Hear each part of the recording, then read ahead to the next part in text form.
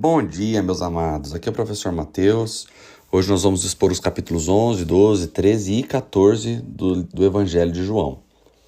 Antes de nós expormos, eu sempre gosto de te fazer lembrar que é importante a leitura e que para que você pegue todos os detalhes, porque a exposição visa trazer uma visão panorâmica geral dos textos, mas é importante que você se relacione com cada partícula dele. Mas antes de nós expormos, vamos orar. Senhor, obrigado por esse dia maravilhoso que o Senhor nos deu. Obrigado por termos o privilégio de podermos acordar e termos acesso à sua palavra. Pai, quantas pessoas não têm esse privilégio, quantas pessoas morreram por ter esse acesso, e nós aqui no Brasil livremente ouvimos a tua voz através das suas escrituras e podemos aprender e crescer com ela. Então nós te agradecemos, reconhecemos que somos privilegiados, Senhor. Que esse dia seja inundado por esse entendimento de gratidão e que possamos viver sobre a tua palavra. Em nome de Jesus. Amém e amém. Queridos, logo no capítulo 11, nós vamos ver a explicação e toda a história da morte de Lázaro. É importante lembrar que só o Evangelho de João fala sobre a morte e a ressurreição de Lázaro. Alguns estudiosos vão dizer que isso aconteceu para que não foi exposto em todos os evangelhos, para não dar tanta ênfase assim num milagre tão grandioso e acabar ofuscando a ressurreição que precisa ganhar foco, que é a ressurreição de Jesus. Nós não sabemos o porquê, mas a verdade é que só João narrou os acontecimentos que estavam envoltos à morte e à ressurreição de Lázaro. A história, ela é uma história linda e maravilhosa. Eu acho que cada parte dela precisa ser lida e nós precisamos debruçar sobre ela, mas o que vale ressaltar desse capítulo é que Jesus recebe a notícia da morte de Lázaro e demora mais 2 dias para ir. Se ele demora mais 2 dias para ir, nós não sabemos quanto tempo ele demorou para chegar e nem exatamente qual foi o momento que ele recebe essa notícia antes da morte. A verdade é que quando ele chega lá, já faz 4 dias que Lázaro está morto. Então nós não sabemos se o mensageiro chegou, quando o mensageiro chegou, Lázaro já estava morto e o mensageiro não sabia, ou se ele realmente demorou para voltar. A questão é que quando Jesus chegou lá, a impressão que todos ficaram é que Jesus se enrolou para vir, porque Jesus estava ali emocionado, e as pessoas, tanto Maria quanto Marta, quando se encontraram com ele, disseram: se o senhor estivesse aqui, o meu irmão não teria morrido. As pessoas, quando viram Jesus chorar, eles falaram: olha, ele amava tanto, mas por que não veio aqui? Ele que abriu os olhos dos cegos, por que ele não veio aqui para poder curar o seu amigo? O verso 35, que é o menor versículo da Bíblia em caracteres, vai dizer: Jesus chorou. E Jesus chorou por quê? Porque ele viu a comoção, ele viu quanto Maria chorava, todo mundo olhando para aquela situação. E a Bíblia diz que quando Jesus vem, ele fica com o coração dele perturbado e ele chora. E aqui no 36 que os judeus vão dizer: então os judeus disseram, vejam como ele o amava. Alguns, porém, disseram: ele que abriu os olhos do cego não poderia ter impedido que este homem morresse? E a verdade é que Jesus mostra desde lá da conversa com os discípulos, quando ele recebe a notícia de que tudo aquilo estava acontecendo para a glória do Senhor. Havia um plano de Deus para usar a morte de Lázaro e a ressurreição dele para a glória do Senhor e para despertar, porque você vai perceber que a partir de agora, tudo começa a girar em torno da conspiração para matar Jesus. Então é como se essa ressurreição, esse sinal de grandeza de Jesus, fosse o ápice de todos os sinais que prepararia o cenário necessário para que Jesus pudesse ser entregue, morto no nosso lugar. E aí nós vamos ver a ressurreição de Lázaro. Jesus chega lá, ele chega na porta do sepulcro ali, diz para tirarem a pedra. Interessante, olha que eu quero ressaltar que quando Jesus chega lá, todo mundo está preocupado, porque já faz 4 dias, ele manda tirar a pedra, ele diz que ele é a ressurreição, que mesmo que ele esteja morto, ele vai dar a vida. Maria já tinha declarado que cria, lá no 27, se você ler, ele vai assim, ela lhe respondeu: sim, Senhor, eu creio que tu és o Cristo, o Filho de Deus, que devia vir ao mundo. Então todo mundo sabe quem é que está ali, as pessoas que creem nele sabem da grandeza dele. Ele pede para tirar a pedra, mas até então ninguém imaginava que ao tirar a pedra Jesus iria ressuscitar Lázaro. Fala, não, senhor, já tá cheirando mal. E Jesus abre, manda Lázaro vir para fora, Lázaro vem. Muitos creram em Jesus por conta disso e outros foram avisar aos fariseus o que havia acontecido. E aí tem um caso muito inusitado ali no 50, no 49, na verdade. Estavam todo mundo ali falando sobre a importância de Jesus morrer, que se ele continuasse crendo, fazendo os sinais que ele estava fazendo. É interessante, né, que eles reconhecem os sinais, mas ao mesmo tempo que eles reconhecem os sinais, eles querem matar Jesus. É uma cegueira tão grande. O verso 45 diz assim, ó, muitos dos judeus que tinham ido visitar Maria, vendo o que Jesus fizera, creram nele. 46. No entanto, alguns deles foram contar aos fariseus o que Jesus tinha feito. Então os chefes dos sacerdotes e os fariseus convocaram uma reunião no Sinédrio. O que estamos fazendo? Perguntaram. Aí está um homem realizando muitos sinais milagrosos. Então eles reconhecem que Jesus está fazendo sinais milagrosos. E eles falam, se deixarmos, todos crerão nele. Então os romanos virão e tomarão tanto o nosso lugar como a nossa nação. Olha que interessante, eles estão mais preocupados com a nação. Eles reconhecem que o homem está fazendo sinais milagrosos, mas eles querem que ele morra. Interessante que Caifás se levanta, parece só ser mais uma opinião. No 49, Caifás vai dizer assim, ó. Ele era o sumo sacerdote naquele ano. Ele tomou a palavra e disse, vocês não sabem nada, não percebem que é melhor que um homem morra pelo povo e que não pereça toda a nação? Parece que ele só está concordando com todo mundo, dizendo, ó, se nós matarmos ele, vai acabar morrendo a gente. Mas o 51 revela que essa frase não veio dele. 51 diz, ele não disse isso de si mesmo, mas como era sumo sacerdote naquele ano, profetizou que Jesus morreria pela nação judaica. E não somente por aquela nação, mas também pelos filhos de Deus que estão espalhados para reuni-los em um só povo. E aqui eles conspiram e a partir daquele dia já começam a buscar Jesus para matá-lo. Capítulo 12, Jesus está de novo em Betânia, lembrando que Betânia era mais ou menos 3 quilômetros de Jerusalém, então era bem próximo. Então Jesus estava chegando à festa da Páscoa, 6 dias antes Jesus passa em Betânia, e aqui começa a se cumprir todo o rito de preparação da morte de Jesus, da preparação do cordeiro. Era a mesma preparação que tinha que acontecer para um cordeiro ser morto na Páscoa. Deus começa a cumprir em Jesus Cristo, porque ele é o cordeiro que tira o pecado do mundo. Então ele foi tratado como o cordeiro pascual, aquele que deveria morrer para poder justamente levar os nossos pecados. E no verso 3 vai falar que Maria pegou 1 litra, que é meio litro de nardo puro, um perfume caríssimo, e derramou sobre os pés de Jesus, enxugou com os cabelos, e a casa se encheu de fragrância, de perfume. E aí Judas se revolta, porque fala que aquilo custava muito dinheiro e que aquilo poderia ajudar os pobres. E aí o texto João vai dizer que ele não falou isso porque estava preocupado com os pobres, é porque ele era ladrão e ele roubava da bolsa mesmo. Então ele estava roubando, então ele sabia que era um dinheiro que podia estar à disposição dele. Mas Jesus vai dizer o seguinte no verso 7, deixe-na em paz. Ela guardou esse perfume para o dia da preparação do meu sepultamento, pois os pobres vocês sempre terão com vocês, mas a mim nem sempre terão. E então você percebe que ali estava se cumprindo mais uma profecia, ali estava acontecendo mais um ritual de preparação da morte de Jesus. Enquanto a multidão dos judeus que sabia que estava ali Jesus, começaram a ir por lá, porque também estavam indo para ver Lázaro, que tinha sido ressurreto dos mortos. E aí é interessante que os chefes dos sacerdotes fizeram planos para matar Lázaro também, porque eles tinham que matar o milagre, não adiantava matar só Jesus, tinha que matar o sinal de Jesus.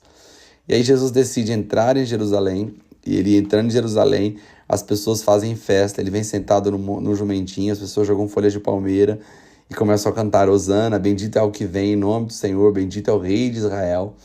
E interessante que tudo isso aconteceu para se cumprir a palavra lá em Zacarias capítulo 9, verso 9, que está escrito, não tenha medo, ó filha de Sião, eis que o seu rei vem, montado em um jumentinho. Então ali uma profecia, Jesus estava cumprindo mais uma profecia a respeito de sua vinda. E aí no verso 20, Jesus começa a predizer a sua morte. Entre os que tinham ido adorar a Deus na festa da Páscoa, havia alguns gregos. Eles se aproximaram de Filipe, que era de Betânia, da Galileia, com um pedido, Senhor, queremos ver Jesus. Filipe foi a dizê-lo a André, e os dois juntos foram dizer a Jesus. Então o que eles foram falar? Jesus, tem uns gregos aí que querem falar com o Senhor. Interessante que a resposta, o verso 23 começa dizendo, Jesus respondeu. Respondeu ao quê? Que pergunta foi feita? Respondeu ao fato de alguns gregos terem ido procurá-lo. Então nós não sabemos o que esses gregos queriam com Jesus. Mas a resposta de Jesus nos dá alguns sinais. Que na verdade o desejo dos gregos ou a busca dos gregos tinha alguma coisa a ver com Jesus não fazer o que ele precisava fazer, que era morrer.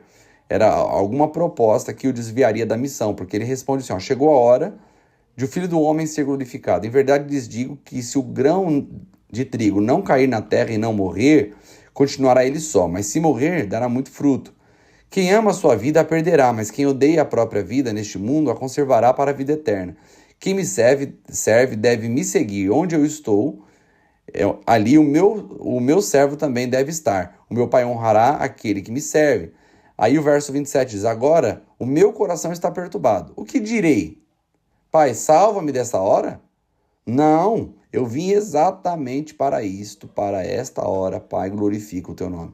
Interessante, né? Então você percebe que toda essa resposta de Jesus sobre a sua morte, ela foi suscitada de um convite dos gregos, que nós não sabemos exatamente o teor desse convite. No verso 37 começa a falar a incredulidade dos judeus, fala que isso já estava predito lá pelo profeta Isaías. Se você ler o livro de Isaías, no capítulo 6, nós vamos ver Isaías dizendo, ouvindo uma voz do céu, que se dizia, quem enviaremos, quem há de por nós? E Isaías se levanta e diz, eis-me aqui, envia-me a mim. E aí você vai ver que Isaías recebe uma missão do Senhor no capítulo 6 de Isaías, de pregar uma palavra que o povo ouvindo não ouvissem, que eles vendo não vissem, e que eles não crescem, que eles não se arrependessem. Então a mensagem era uma mensagem de condenação. Por quê? Porque nos 5 primeiros capítulos, Isaías prega para o arrependimento e o povo fecha o ouvido, o povo estava com o coração endurecido. Então você vai perceber que aqui João vai relatar esse cenário. Jesus também encontrou esse cenário, mesmo que muitos creram nele, muitos fecharam o coração, e por isso foram endurecidos para que eles não compreendessem quem Jesus era. No 48, ele vai dizer uma coisa aqui que é para o nosso temor. Vai dizer assim, há um juiz para quem me rejeita e não aceita as minhas palavras. A própria palavra que proferiu condenará no último dia. No último dia nós teremos uma testemunha contra nós. Qual testemunha será essa? A palavra de Deus. Por quê? Ou contra ou a favor, tá? Porque se vivermos por ela, ela nos protege. Se vivermos contra ela, ela mesma nos condena. Então que nós possamos buscar o que você está fazendo aqui é extremamente sábio, buscando conhecer a palavra pela qual você deve viver, que será o parâmetro pelo qual você também será julgado. Então é importante que você conheça a palavra de Deus. 13. O 13 é maravilhoso. Todos esses capítulos de João, você vai lendo e vai se emocionando um por um. O 2 vai dizer que, começa dizendo que ele chegou, que estava um pouquinho antes da Páscoa. Jesus já havia chegado, né? Já tinha chegado o tempo de Jesus, e de repente o texto 2 fala que o diabo já tinha induzido Judas a trair Jesus. E o 2 vai dizer assim, o 3 vai dizer assim, Jesus, sabendo que o Pai havia posto todas as coisas debaixo do seu poder, que viera de Deus e voltará para Deus, levantou-se na mesa, tirou a capa e colocou uma toalha em volta da cintura. E aqui vai dizer que ele lavou os pés dos discípulos. Olha que coisa maravilhosa.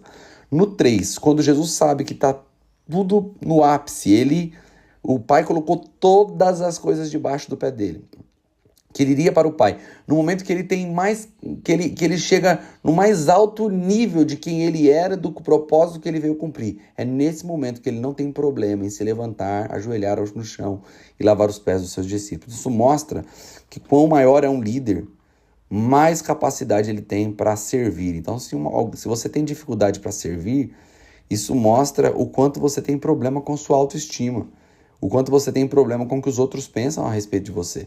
Porque se você tem certeza de quem você é, você não tem problema nenhum de ser tratado como um servo.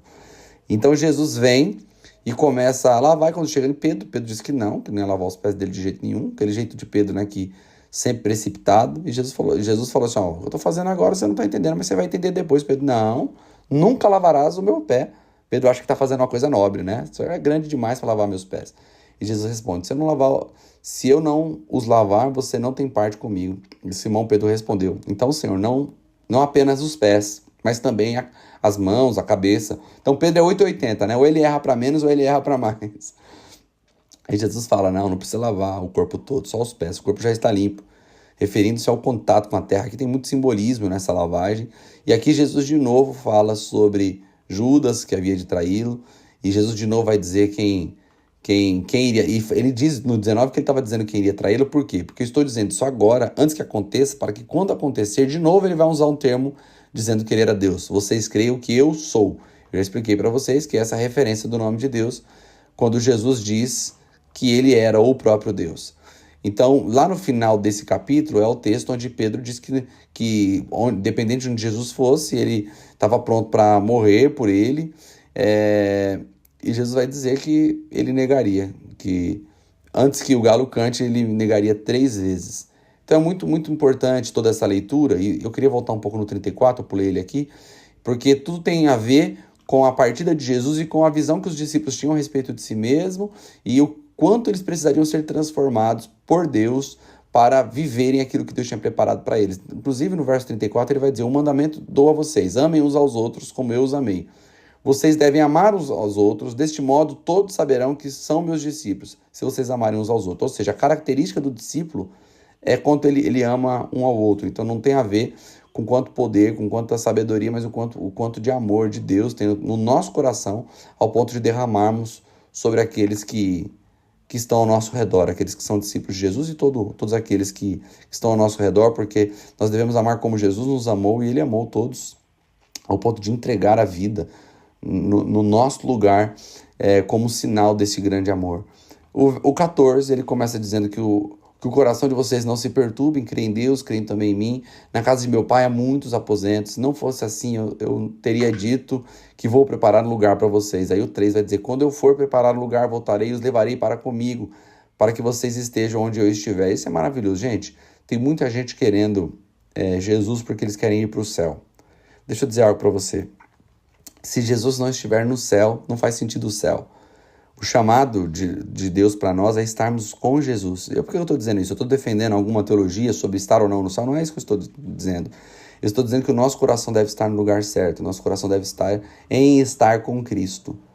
Porque Cristo é o motivo pelo qual nós queremos estar lá. Se Deus chegasse para nós e falasse assim: eu vou te dar o céu, mas Jesus não vai estar lá não, Jesus vai estar em outro lugar, tá? Mas eu vou te dar o céu, lá vai ser bonito, ruas vão ser de ouro, lá vão ter lugares incríveis, você vai poder abraçar os animais, você vai poder beber da água da vida, mas Jesus não vai estar lá não. Você quer ir para lá?